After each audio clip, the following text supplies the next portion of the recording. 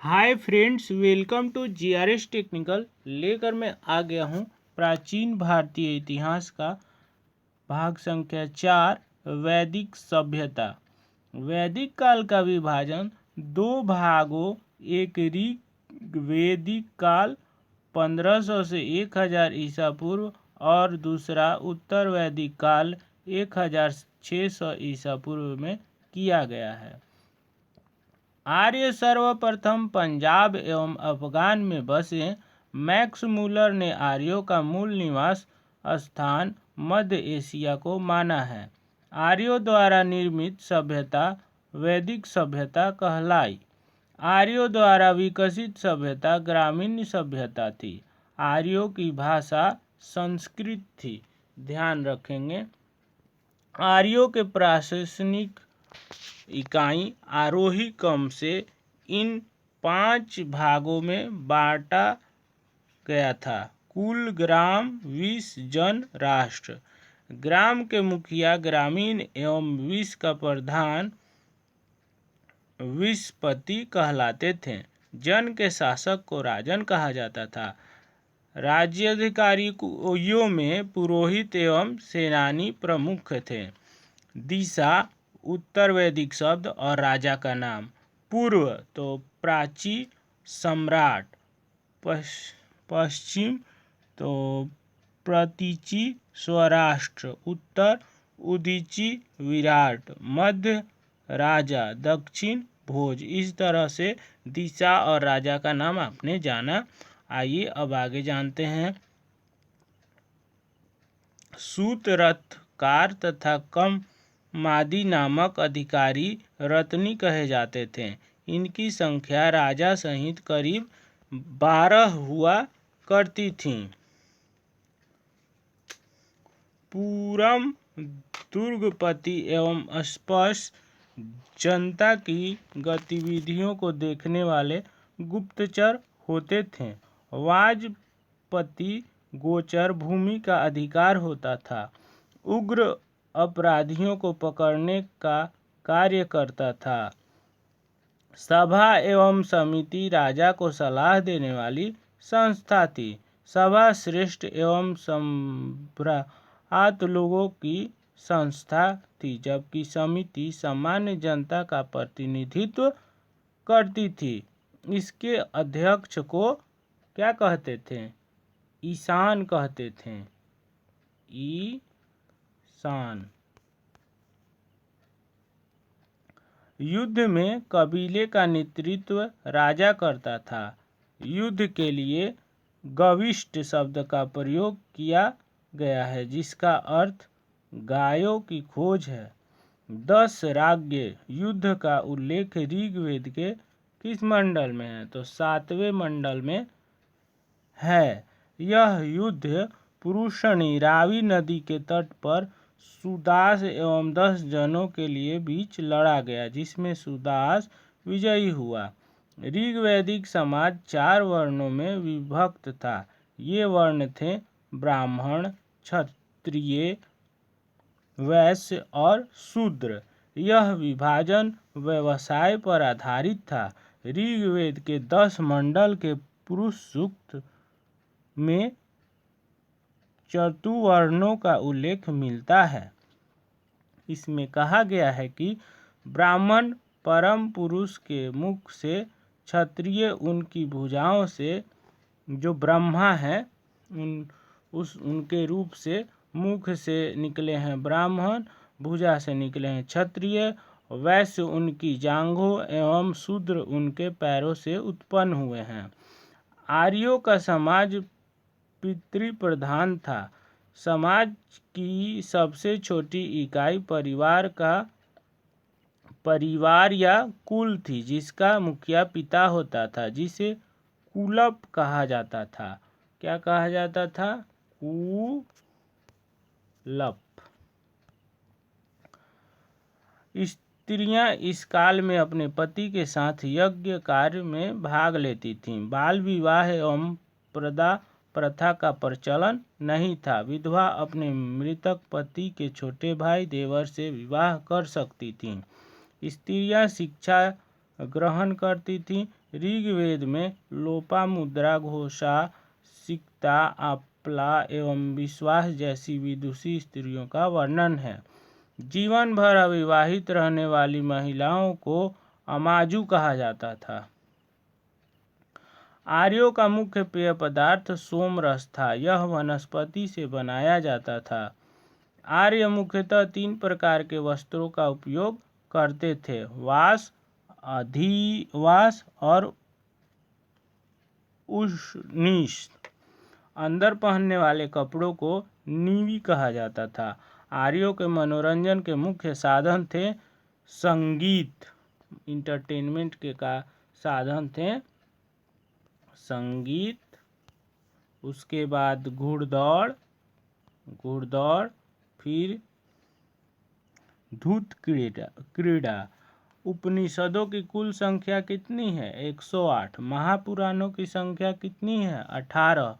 और वेदांग की संख्या कितनी है? 6। यह एक बार और सुन ले। उपनिषद की संख्या कितनी है? 108। ठीक है। महापुराणों की संख्या है 18 और वेदांग की संख्या है 6। आइए आगे बढ़ते हैं। पेज संख्या वो था आपको 7। अब हम लोग आते हैं पेज संख्या 8 पे। इसमें वर्णित है आर्यों का मुख्य व्यवसाय पशुपालन एवं कृषि था। गाय को अधन्या न मारे जाने योग्य पशु की श्रेणी में रखा गया था। गाय की हत्या करने वाले या उसे घायल करने वाले के लिए वेदों में मृत्युदंड अथवा देश से निकालने की व्यवस्था की गई थी। आर्यों के प्रिय पशु घोड़ा एवं सर्वाधिक प्रिय देवता इंद्र थे। आर्यों द्वारा खोजी गई धातु लोहा थी, जिसे श्याम अयस कहा जाता था। तांबे को लोहित अयस कहा जाता था। व्यापार हेतु दूर दूर तक जाने वाला व्यक्ति को पणि कहते थे। लेन देन में वस्तु विनिमय की प्रणाली प्रचलित थी। ऋण देकर ब्याज लेने वाला व्यक्ति को वेकनॉट सूदखोर कहा जाता था। मनुष्य एवं देवता के बीच मध्यस्थ की भूमिका निभाने वाले देवता के रूप में अग्नि की पूजा की जाती थी। ऋग्वेद में उल्लेखित सभी नदियों में सरस्वती सबसे महत्वपूर्ण तथा पवित्र मानी जाती थी। ऋग्वेद में गंगा और यमुना का उल्लेख सिर्फ एक बार हुआ है। उत्तर वैदिक काल में इंद्र के स्थान पर प्रजापति सर्वाधिक प्रिय देवता हो गए थे। उत्तर वैदिक काल में राजा के राज्याभिषेक के समय राज सूर्य यज्ञ का अनुष्ठान किया जाता था। उत्तर वैदिक काल में वर्ण व्यवस्था की बजाय जन्म के आधार पर निर्धारित होने लगे थे। उत्तर वैदिक काल में हल को शिरा और हल रेखा को सीता कहा जाता था। उत्तर वैदिक काल में निशक और शतमान मुद्रा की इकाइयाँ थीं, लेकिन इस काल में किसी खास भार, आकृति और मूल्य के सिक्कों के चलन का कोई प्रमाण नहीं था। सांख्य दर्शन भारत के सभी दर्शनों में सबसे प्राचीन है। इसके अनुसार मूल तत्व 25 हैं, जिनमें प्रकृति पहला तत्व है। सत्यमेव जयते मुंडकोपनिषद से लिखा गया है। इसी उपनिषद में यज्ञ की तुलना टूटी नाव से की गई है। गायत्री मंत्र सावित्री नामक देवता को संबोधित है, जिसका संबंध ऋग्वेद से है। उत्तर वैदिक काल में कौशाम्बी नगर में प्रथम बार पक्की ईंटों का प्रयोग किया गया है। महाकाव्य 2 हैं: महाभारत।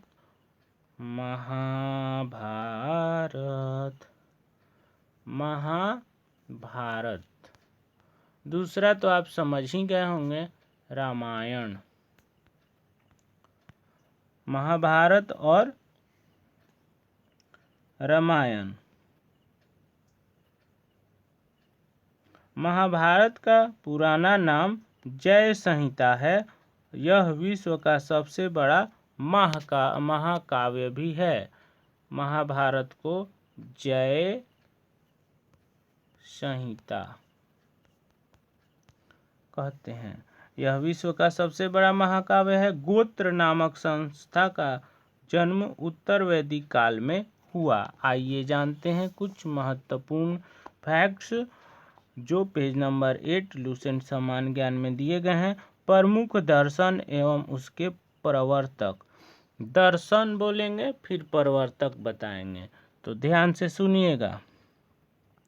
चारवाक होगा योग, पतंजलि होगा सांख्य, कपिल न्याय, गौतम पूर्व मीमांसा, जैमिनी उत्तर मीमांसा, बादरायण वैशेषिक, कनाद एवं उल्क। ऋग वैदिक कालीन नदियाँ। प्राचीन नाम, आधुनिक नाम। क्रुभ का कुर्रम, कुभा का होगा काबुल, वितस्ता का झेलम। ये बहुत इम्पोर्टेंट है। वितस्ता का आधुनिक नाम झेलम है और झेलम का प्राचीन नाम वितस्ता है। आशिकनी चिनाव, परुषणी रावी, ये भी इम्पोर्टेंट है। सतुद्री सतलज, विपाशा व्यास, सदानीरा गंडक, दृश्यधती घग्घर, गोमती गोमल, सुवस्तु स्वात।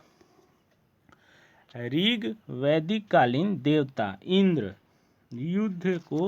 युद्ध का नेता एवं वर्षा का देवता अग्नि, देवता एवं मनुष्य के बीच मध्यस्थ कराने वाले।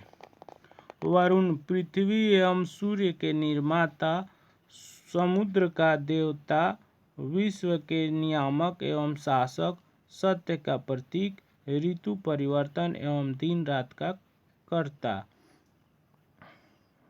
जौ, आकाश का देवता सबसे प्राचीन। सोम, वनस्पति देवता। उषा, प्रगति एवं उत्थान देवता। आशीवन, विपत्तियों को हरने वाला देवता। पूषण, पशुओं का देवता। विष्णु, विश्व के संरक्षक एवं पालन करता।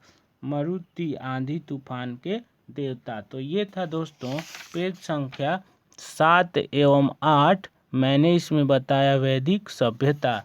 तो ध्यान से इसको 2-3 बार सुनिएगा, वीडियो को शेयर करिएगा और सब्सक्राइब भी। आगे मैं महाजनपदों का उदय लाऊंगा।